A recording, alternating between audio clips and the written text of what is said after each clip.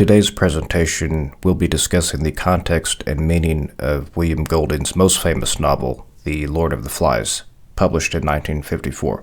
One of my professors said at one point, a literary masterpiece must be able to be interpreted in many ways. And I don't know if that's true or not. If a work can be interpreted in like 1,000 different ways, then it could be that it's just badly written and the author was too stupid to have a point. So this is not the case with Lord of the Flies. There is room for multiple valid interpretations because there is serious disagreement between those who have very different takes on the novel's view of original sin and the defects of human nature. I'll be providing my argument for its principal meaning. You should read at least one book on the dark side of human nature, either Joseph Conrad's Heart of Darkness or William Golding's The Lord of the Flies, to be aware of it, to be able to recognize the dark side of the human condition.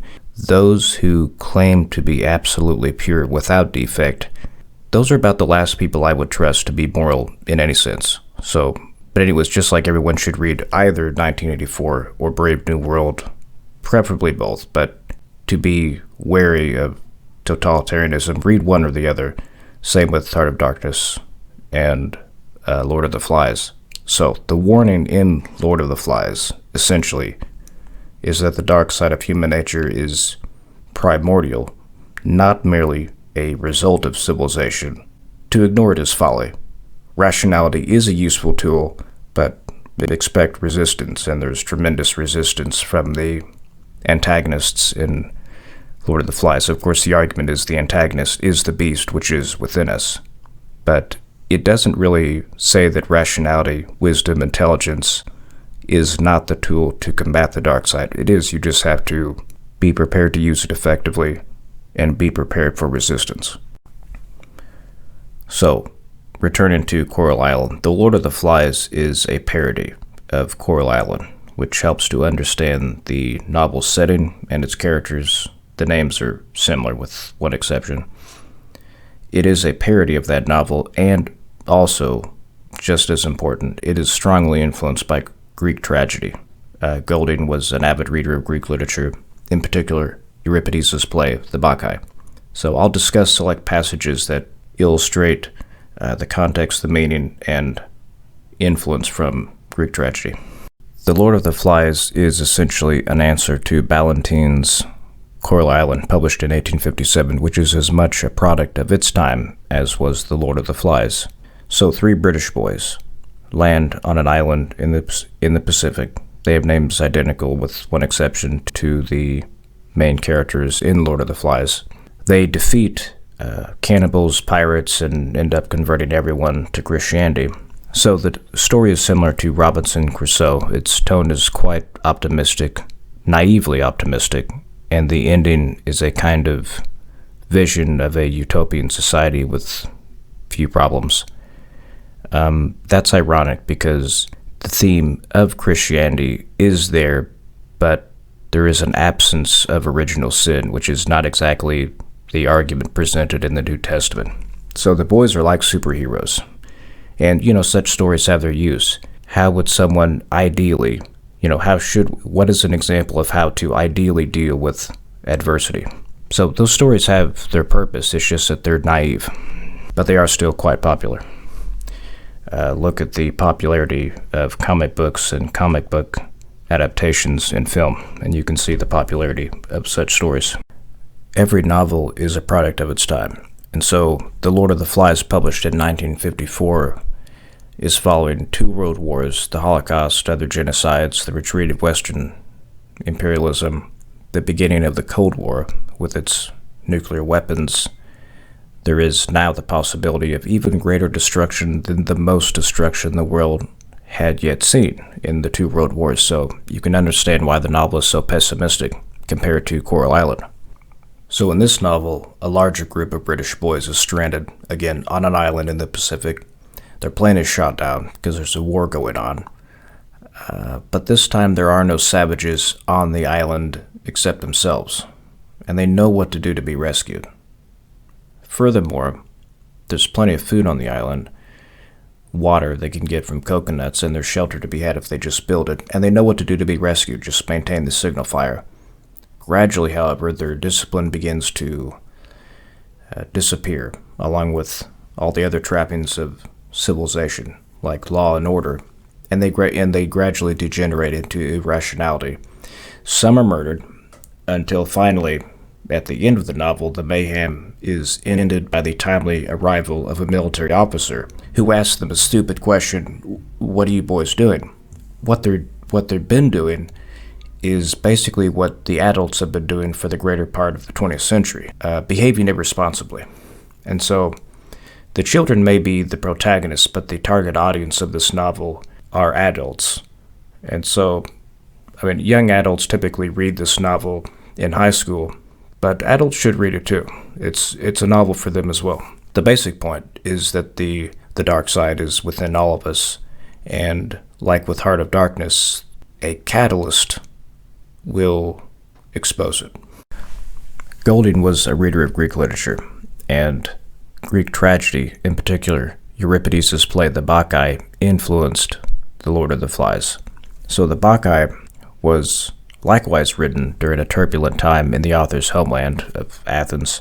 That's a topic for another time, but Euripides in his plays explores similar themes: the irrational and mysterious forces that humans try to repress or manage, some more effectively than others, and a part of managing it effectively, these forces, is to recognize them, not to deny them. That's foolish. So in the Bacchae, the themes of ecstasy, that just means intense emotion, and loss of self-control are themes in that play. Similar themes in this novel, Lord of the Flies. The plot of that play is the king of Thebes, Pentheus, attempts to deny and resist Dionysus, the god of ecstasy and of wine. He's also known as Bacchus, and his followers are known as Bacchae, or Maenads. There's a lot of names here, but principally Bacchae, which is the name of the play. Pentheus is lured to where Dionysus's followers are having one of their ecstatic rituals in the wilderness. He's overpowered and he's ripped to shreds, including his mother was among the Bacchae. And so they go out of control, and they don't exactly escape their misdeed without consequences. So Dionysus is the antagonist in the Bacchae. In Lord of the Flies, it is ostensibly the devil, also known as Lord of the Flies, Beelzebub in the Bible. But it does become clear in the novel that the main antagonist here is the beast within, not the beast without. James Baker, the editor in my copy of Lord of the Flies, in the introduction, he writes that the Romans, they borrowed Dionysus, but mollified him to a degree by turning him into just this jolly party god who just likes a good time. But to the Greeks, he was a lot more dangerous.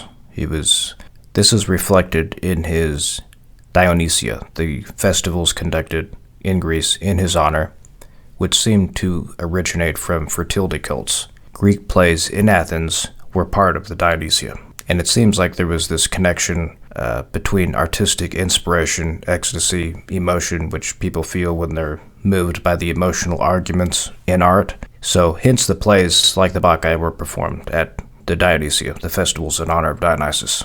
Dionysus he's an interesting antagonist because he's not pure evil like the devil. But like I said, he was feared by the Greeks for the wild and unrestrained nature of his cult. So he was the god of wine, yes, and ecstasy, intense emotion. The cult seems to have had origins outside of Greece, having migrated to there from somewhere in Asia. But unlike the devil, again, he was not exactly an apostate. He's not like a fallen angel. He's still an Olympian in Greek mythology, one of the main gods of the Greek pantheon, and is operating under the auspices of the supreme deity, the father god, Zeus. So he's, in that way, unlike the devil.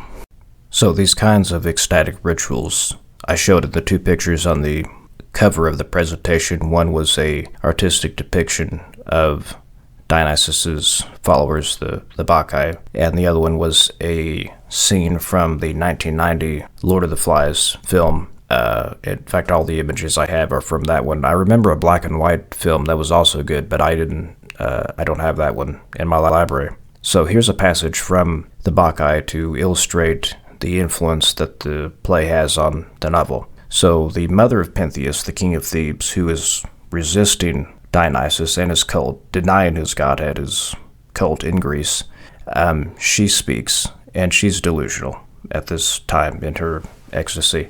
She says, "Come, stand round in a circle, Maenads." Again, there's multiple names for the followers. Maenads or Bacchae. Okay, "and let each of us take hold of a branch so that we may capture the mounted beast, lest he report the god's secret dances." They're looking at Pentheus, and they don't see him as a human being. They mistake him for a beast because they're out of their minds, basically. So he, Pentheus, and this line gave me goosebumps when I read it. He, Pentheus, knew he was near evil. And Dionysus is actually behind Pentheus at this time. He lured him here to look at what was going on. He says, "Take pity, mother, and do not, because of my errors, kill your son." And then pardon the gaps, I had to take some out to get the point across here. "Then every kind of shout was mingled together, and for as long as he had breath, he screamed in pain as they dismembered him." So Dionysus, by the way, manifests as various animals. Hence, Pentheus is mistaken as a beast, as a lion, and then is attacked and immediately dismembered. So there's symbolism there with the beast, because that is the ostensible antagonist in Lord of the Flies, the beast. So over the course of the novel, the individual is gradually subordinated to the group, as most of the boys degenerate into barbarism. Some resist. There is a group of characters who resemble Pentheus, the king who resists Dionysus, tries to, who, by the way, is a very flawed hero in the Bacchae. His approach is basically to deny that Dionysus is a god at all. And Dionysus is just a metaphor for the irrational aspects of human nature. I don't know if Euripides even believed in Dionysus or any gods for that matter. It's not the point. The point is the irrational aspects of human nature. It's just like secular Hollywood directors who recognize the power of the story of Jesus Christ in the New Testament. Like, they could not even be Christians, but it's still a pretty powerful story, and the symbolism is potent because people recognize the symbol. So for the Greeks, they would get Dionysus, or at least most of them would. And it's not really that such aspects of human nature are purely evil. They can become evil. With Pentheus, it's not the most effective strategy in combating evil to deny altogether the human capacity to do evil. That's naive and bound to end badly. And you know what I mean. It's like the last person, or at least one of the last people, that I would trust not to do evil is the person standing there or sitting on their pedestal claiming to be absolutely perfect. So anyways, the group that resists in Lord of the Flies, Ralph, he's like a true alpha male. Some flaws, but basically an honorable leader. Unlike the fraud, Jack, the bloodthirsty leader of the hunters, who is the source of a lot of the problems. Piggy's the rationalist, and then there's Simon, my favorite character, who is absent from the ritual that I'm about to describe here. Ralph participates a little bit in this ecstatic ritual. By the end of the novel, you can see he's starting to break down from the stress of the environment and the more aggressive and larger group led by Jack. Simon, while this is going on, Simon had the courage to go up the mountain to face the so-called beast. And I'll tell you what the beast is. It's just a pilot who got shot down, tangled in branches, and his corpse is rotting. One of the kids saw the pilot and let his imagination get the better of him, as kids do, and adults actually as well. So while they're doing this ritual, that's what Simon was doing, and then he returns with the truth. But I'll read here, and you can see the comparison to the Bacchae's group. The hunters took their spears, the cooks took spits, and the rest clubs of firewood. A circling movement developed and a chant, just like the Maenads, or the Bacchae. It's the same term, means the same thing. Kill the beast, cut his throat, and spill his blood. The movement became regular while the chant lost its first superficial excitement and began to beat like a steady pulse. So Simon returns with the truth, the Christ-like figure. He's mistaken for a beast, the beast, just like Pentheus. And if anyone has seen a mob in action, you get what's happening here. It's kind of frightening. Ecstatic crowds at sports games, harmless, mostly harmless. It's like that's a way to get this sort of energy out, as the Greeks would say. Like to deny it altogether is, at the very least, just incorrect. So a harmless outlet for the ecstatic impulse. Unlike a mob wanting to hang someone. The main reason I'm doing this presentation is I just read the novel, so it's fresh in my mind, but current events in America do illustrate the point well, that mobs are not limited to any particular political view or party or ideology. We saw mobs outside the Derek Chauvin trial and then mobs storm the Capitol. There's ways to release that energy positively. Neither of those episodes were examples of that. Sports, that's the example that I'm thinking of. When Kansas played their last game here in Columbia, that's our rival, I remember letting some expletives fly during that game, primarily because, it was so loud, nobody would hear me anyways. If I was behaving like that in line for a coffee, I'm insane. But it's funny how that energy just comes out in certain places, obviously. Pentheus's mother, Agave, is not going to act like that while she's weaving or making dinner. That's pretty crazy. So anyways, with that said, mobs are uncomfortable, they're dangerous, they're creepy when they're not channeling that sort of energy effectively. So with that said, let's move on to Golding's stated purpose of his novel.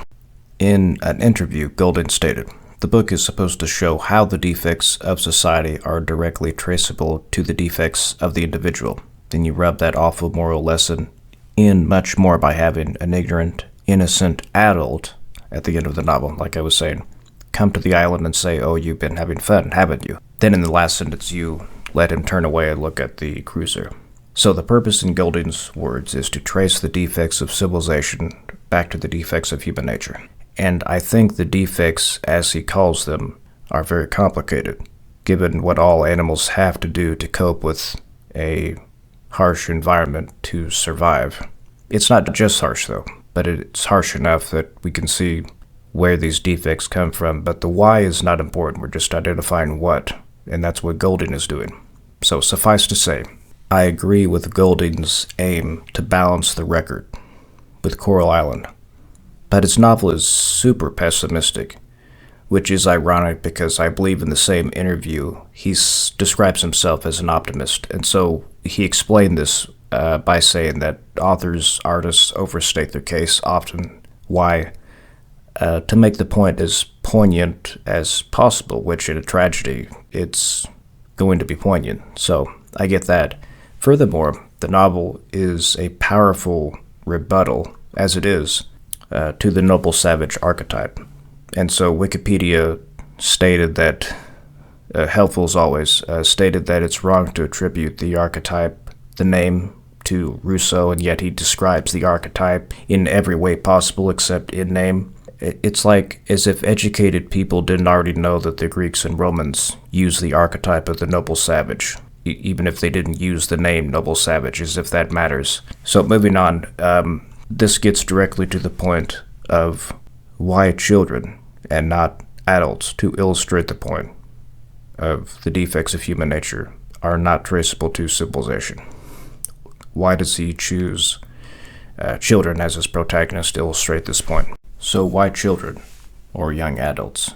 The ages of the children vary, but they're kids. So I believe that is the point, because children have been less exposed to civilization than adults, and they're still violent. So Golding was by profession a school teacher, so he would have seen these defects, as he calls them, in person. And I can provide my own anecdotal evidence. I once visited a daycare center where my mother was working before she moved on to other things. Again, I was just visiting. But man, was I shocked by the violence of these 2 or 3-year-olds. And I didn't grow up with siblings, and I'm not around kids, so maybe other people have seen this already, but holy shit. The pushing, pulling, hitting, biting, scratching, stealing. I wanted to get the fuck out of there. Yeah, that may be the first time I've dropped the F-bomb on my channel, and it's within reference to a daycare center, which is kind of funny, but what I saw there was not funny. Yeah, if I was a parent, I'd never leave my kid in this veritable Lord of the Flies environment. Babysitter's better alternative, but not without their own problems, especially if you don't do a background check. So the best option is to raise your own kids, and this gets back to the dumbass military officer at the end of the novel who asks, "What have you all been doing?" "Well, we've been doing what you've been doing, blowing up the world." So I don't blame the kids. I believe the novel is really directed against adults, to adults, at a minimum young adults, to be responsible. And parents choose to be parents. You get to choose your partner. Kids don't choose to be born, and they definitely don't get to choose their parents either. They don't get to choose their parents. If that were the case, I wouldn't be surprised if half the parents in this country got fired for dereliction of duty or malfeasance of office. So in the novel, the parents, it seems for a while that there's no hope of rescue. Now, they are rescued, but their parents may be dead already. As Piggy states, a bomb has been dropped. Before or after, the text is not clear, but a bomb has been dropped. And so it's not clear if they have any home to go back to, having been rescued. So I study literature. I'm not a scientist, but I did listen to Dr. Peterson's conversation with Dr. Tremblay, a Canadian child psychologist who holds Canada's research chair in child development. It was interesting because he just confirmed my anecdotal evidence. I was like, hopefully these daycare centers are not all like this, but evidently they are. So he said the frequency of human violence is highest in small children, 2 to 3 years old. But not by degree, of course. Toddlers are basically handicapped. Like, they can't think, they can't talk, they can't walk, they can't really do anything that well. The frequency goes down when humans mature and can hit harder. To put it simply, there's greater consequences, legal, and can't just walk up and harass people without consequences. He also said that the highest frequency of the highest chance of getting physically assaulted is in a daycare center as a toddler. So as funny as it is, it's really not funny at all. But it doesn't do much, this data, for the naive notion of just taking people back to prehistory and putting us back into the bosom of Mother Nature and thinking our problems are going to be solved that easily. It's not civilization that is at fault for human flaws when the flaws seem to be there already at a very, very young age. And Peterson and Tremblay talk about that, how this data refutes the noble savage archetype in Rousseau. And getting back to Wikipedia's distracting nonsense, Rousseau may not have used the term. Okay, he's known for talking about it. The archetype. It's like a lot of people have talked about the archetype of the noble savage without using that term specifically. I mean, Tacitus's entire work, Garabania, is comparing the noble savage to decadent Rome. So as if that matters, the term. It's an archetype, and we all know what we're talking about. So again, to reiterate, the responsibility lies with parents. Kids are kids. They cannot be blamed. There can be consequences, and there should be. I mean, for everyone, kids or adults, for misbehavior. But it should also be stated that, in connection to that, human children are among the most vulnerable of infants. Like, they're born completely helpless. A giraffe is born as pretty much expected to walk immediately. So the novel makes this point poignantly, but the case is overstated, as Golding seems to admit himself in the interview in my text. The reality is somewhere between Coral Island and Lord of the Flies.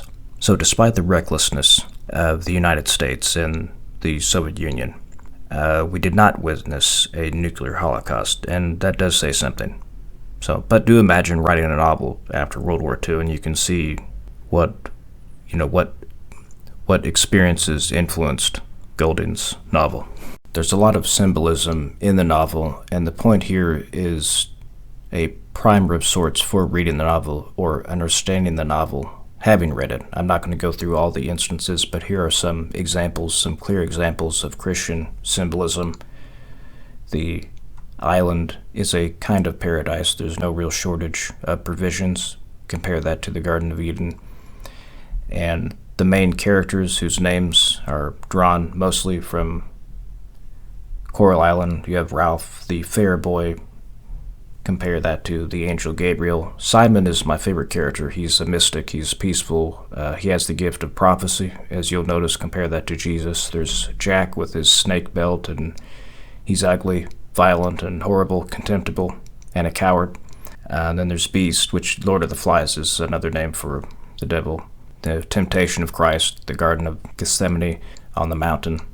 So some Christians like the novel because it talks about, or it seems to talk about original sin, but others don't like it because there doesn't seem to be any redemption, or there's a flawed one, because Simon, the Christ-like figure, is killed before he can deliver the truth, not after. So, but in any case, whether that's true or not, the protagonist of the novel is Simon and Ralph. Simon is, as I said, it's unlike the redemption of Jesus because it doesn't seem to reach its climax, because like Pentheus, he's killed almost immediately when the boys are doing their ecstatic Bacchic-like ritual. He doesn't get to report that the so-called beast was nothing more than the decayed remains of one of the adults, a pilot who had jettisoned his burning fighter and got caught in the trees. Simon realized the truth. Like a mystic, he had visions and prophecies, but was unable to articulate them well, and Golding talks about this. It's like he's unintelligible to the sophisticated intellectual, but the illiterate understand him immediately. I thought that was interesting. So anyways, he does realize the truth, and he says, maybe, Simon says hesitantly, maybe there is a beast. And the assembly cried out savagely, and Ralph stood up in amazement. What I mean is, maybe it's only us. But Simon is, he's inarticulate, and in his effort to express mankind's essential illness, and from the shouting, the mob stupidity, he sits down.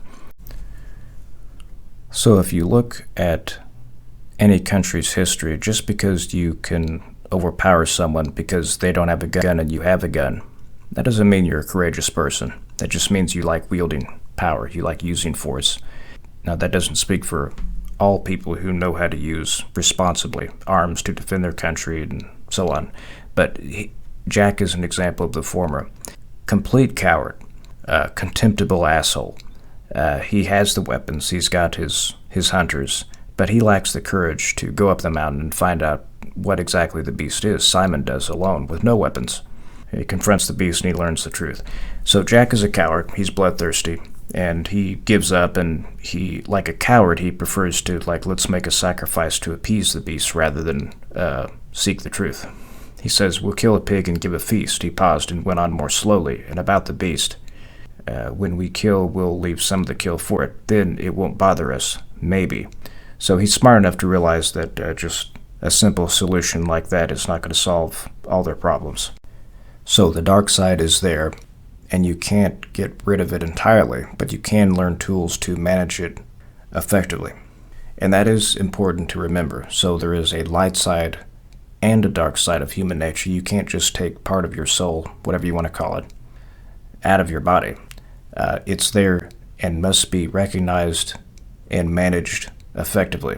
And we can disagree precisely on what the tools are, or rather are called, but the judicious exercise of wisdom is not a bad place to start.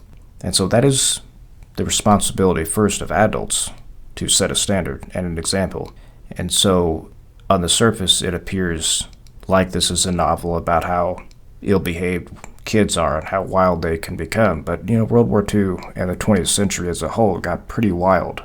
And as far as I know, toddlers do not direct the foreign policy of the country where they live, even though it may seem that for a large part of the 20th century, the leaders of certain countries behaved with as much sense as a toddler or less. But no civilization can possibly exist without also the light side of human nature. Too much chaos will inevitably be rectified. So, to reiterate once again, Golding was an optimist, but an artist overstates his case occasionally to make it more poignant.